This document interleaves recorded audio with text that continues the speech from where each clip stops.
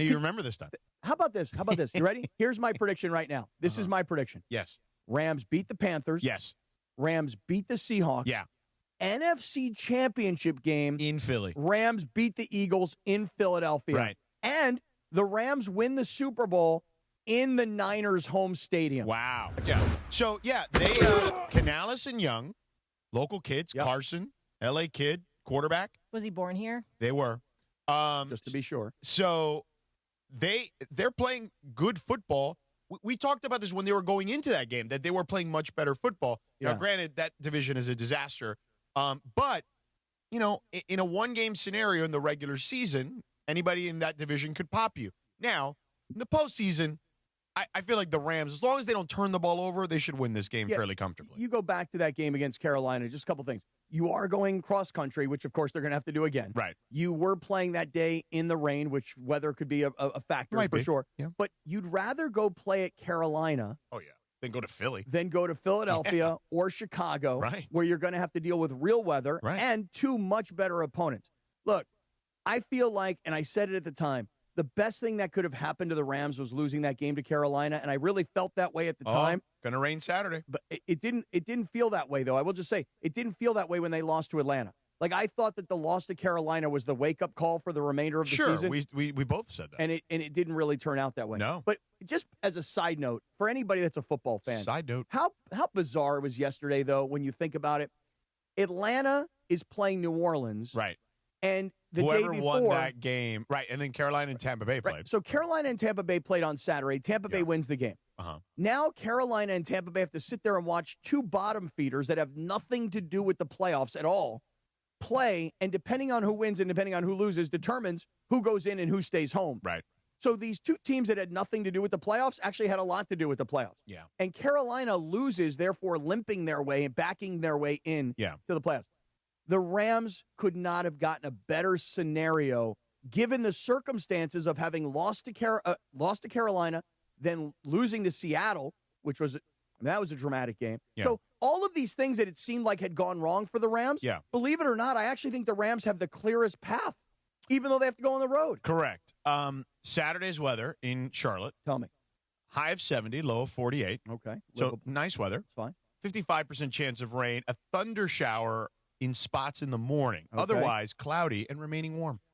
Hey, listen, all of that. There's your weather on the 10s. Very nice job. Yeah. All of that is good for the Rams. I mean, going to Carolina where you having a chance to avenge a loss from just a few weeks ago, which was a really big letdown of a loss. Yeah. It's a great thing for the Rams. Right, but then at that point, they reseed in the NFL, right? So they, I'm pretty, right? I'm almost positive. Oh, wait, so they're going to go, they'll play as the 5. Let's assume that the Rams win that game. Then they're going to, well, I was trying to figure it out. They reseed in the NFL. So what do you get? So after that. It depends on who the lowest seed will play against Seattle. Which by the way. Could be the Rams. It could be the Rams. Right. And it probably will be the Rams. So the Rams would have to go back to Seattle. Which is fine. I'm okay with that. Because now. I agree with you. Now you're on a revenge tour. Right. You knocked out Carolina, who beat you. Right. Then you got to go back to Seattle. Right. And beat them after you had that game won. Right. And then Sam Darnold made that dramatic comeback. It was really the punt return that changed the game. Yeah. Changed momentum in that game. So Big game, I got to ask a question. Oh, yes. Because I know I'm wearing the Rams chain, and I got really into it, 14-3. We did that whole bit. Right. Mm-hmm. But why Didn't is work out for everybody... you, that No, it 14-3. didn't. Yeah. But here's why. Yeah. Because Carolina was the first team to actually beat the Rams where Matthew Stafford looked lost. Mm-hmm. And you're really feeling great about the Cardinals game last night? Honestly? Oh, no. The first half, they all again look lost. I don't feel anything about Our that. friend That was Raj a preseason Markazi game. has been posting this tweet for the last few weeks that with 8 minutes left against that game in Seattle, the Rams haven't looked the same since, and it's true. So I don't feel that confident about going to Carolina. Here's what I would say. The yesterday felt like the NFL was playing an extra preseason game for the most part.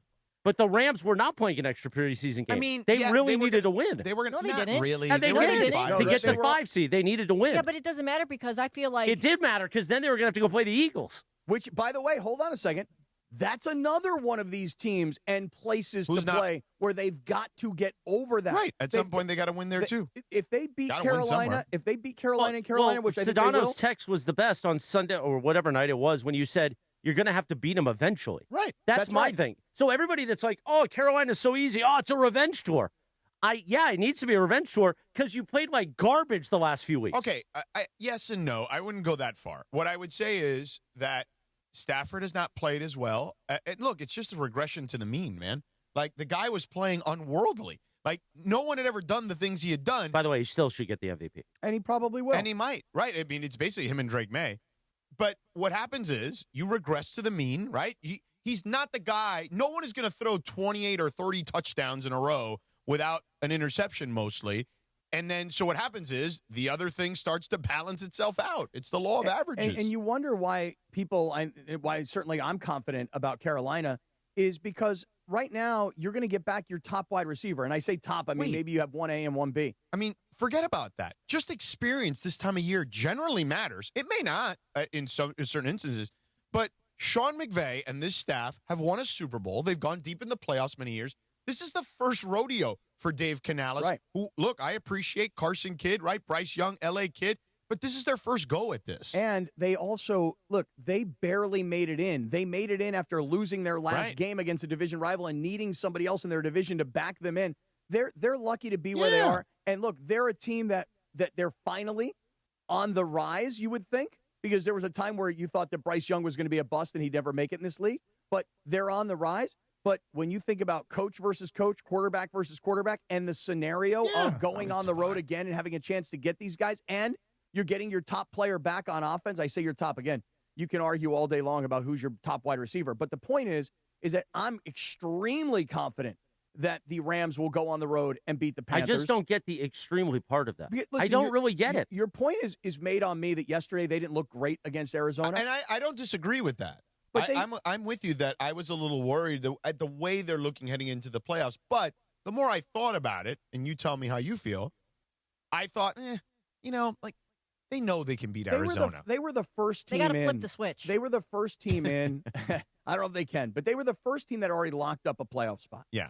And then I will grant you, the loss against Seattle hurt bad. Yeah. Because you had that game won on the road, and the punt return. And they had 3 2-point conversions, which is unheard of statistically. That never happens. And one of them was incredibly controversial, as you may recall. And so yes, I understand I agree with you. They haven't looked quite the same. Right. But there is a confidence that we all seem to have in the experience of McVay having been to 2 Super Bowls, having won one. Stafford having won a Super Bowl. Yeah. Puka, the year that he has had.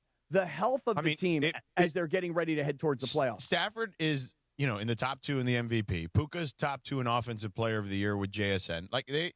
They're fine. Here's the thing. I get it. Like, you don't like the way they ended the season. Okay. Well, the beauty of the playoffs is it's kind of a different season.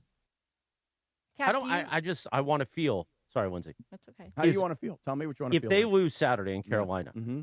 and Matthew Stafford wins the MVP, no, that's no good. You don't feel good about that? Not at all. All right. I don't care about individual honors. Honestly, MVP can go to Drake May as far as I'm concerned. Yeah, I don't think it will. I think that the voters will be like, hey, Drake May's only a second-year player, and he had a really good year. Matt Stafford deserves it, right. Blah, blah, blah. And they'll look at all the numbers. But I really don't care about him winning the MVP. I care about the Rams winning the Super Bowl. If they get knocked out in the first round and he wins the MVP, who's celebrating that? Nobody. Cap, do you feel as confident about the Rams facing the Panthers as you would have if it ended up being Tampa Bay? Because remember, at one point in the season, we were talking about Baker for MVP, and he's just totally sucked the last, 6 games? Well, the injuries caught up to those guys. I thought he played pretty well the other night. But teams like Tampa Bay and Indianapolis, 2 teams in particular that were the hottest teams going. Oh, yeah. Indy's a little different, though, as you got Old Man River. No, but I mean, what I'm saying is they fell apart. But they both injury-wise, they both fell apart. That's Their what teams happened. just attrition got to them. Whereas a team like San Francisco, as an example, they somehow, some way, lost major superstars and still weathered the storm. That's Kyle Shanahan, though. No, he's a great coach. Yeah. There's no doubt. But still, when you don't have the roster, I mean, you're talking about your top defensive end is out, your left tackle has been out, your top wide receiver is a crybaby, and he can't even, they don't even want him on the team. So the 49ers weathered the injury storm. The Buccaneers looked good early, couldn't do it. Same goes for Indianapolis. Couldn't hang on. So, I would have been just as confident had the Rams gone to Tampa Bay. That's what I'm trying to say is that I know it doesn't look great because you went from being the 1 seed in the Super Bowl has to go through SoFi Stadium to being the 5, and now you're going to be on the road. And by the way, there's a whole road, George, to the Rams actually hosting playoff games. Because and gosh, I'm going to try and screw this up. Well, I'm not going to try to, but I probably will. Are you going to need a credential for that? I think I'm going to. Okay, yeah, I'll probably need. But because Cappy yesterday, Sedano, wiped out like a whole plate of chicken tenders. A whole plate? We had to order another platter of chicken tenders. I did a pretty good job on the chicken tenders yesterday in the 710 suite up at SoFi Stadium. I did. How many did you have? I had like 4. Come on. No, I had 4. Then I had 2 more at Hollywood Park Casino. And then it felt like last night when we were at the Dog, I needed water because it was like a salt lick all day. Yeah, I know. Yesterday, me and Chris were like, we're having salads last night down at the Lazy Dog. Like, I got to just clean out the bod. That's why today I'm going to need some athletic greens, and I'm going to have to just have a complete. Okay, so now go your road to I cut you off. Okay. Do the road to the playoffs. Well, here's the thing. If the Niners were to win the first round game against the Eagles, and if the Packers were to somehow beat the Bears, the Rams could find themselves hosting a playoff game. That is my unofficial math, by the way. That's true. Yeah. The highest seed possible. Yeah, right. Hosts the playoff game. But here's the thing. I know that Rams fans might be nervous going into these playoffs, and I understand, Chris, exactly why you would feel the way you do. But think about this. The Packers and the Bears split the series, right? It was 2 great games between 2 division rivals. Could the Packers go to Chicago and win that game? Absolutely. Could the 49ers go to Philadelphia and win that game? Yes, of course they could. I'm not saying they will. I'm just saying they can. Those 2 games, Eagles, Niners, Bears, Packers, those are wars. The Rams and the Panthers, the Rams should outclass the Panthers, even though they lost a couple weeks ago. Should. And then if that happens and the Rams win and the Niners win and the Packers win, which would be amazing that 2 road teams would win, the Rams could still host playoff games. Is anybody with me here? I mean, it's possible. Is this thing on? Yeah. No, it's possible. Hello? Okay, just want to make sure. I mean, it's not impossible. There's a possibility. We left you standing there a little bit. It was like a glazed look, like, hello, we're back. When was the last time you guys were all in a Walmart? Nobody commented. I saw you. Okay, yeah. hold on a second. Yeah. Real Walmart. quick, though. Okay, you know what? Do Walmart, and I will tell you on the other side. I'll do it in 20 seconds. I'll tell you on the other side why Chris's notion of finishing strong could be a little overrated. All right. I'm going to say this. Right before we took the break, I was like, hey, guys, did you guys know that Walmart is like the most amazing store I've ever been in? They got everything. I wanted to buy a fishing pole. I don't even go fishing. 40 years. Right. Yeah. Well, it turns out, little did I know, you guys were all teasing me. Oh, my God, when was the last time you were in a Walmart, Mr. Coastal Elite? Dude, there's By the way, we never said Coastal Elite. Yeah, nobody said that. It's my phrase. Yeah, it's my phrase. Right. It's my phrase. Coastal Elite. That's my phrase. Can you make T-shirts of that? Yeah. Right. Turns that sounds like something Sean Hannity would say, not me. Yeah. Turns out there's a Walmart right in my own neighborhood. Wow. And I didn't even know it was there. Look at that. And guess what? It's right across the street from the Target where I go to all the damn time. Wow.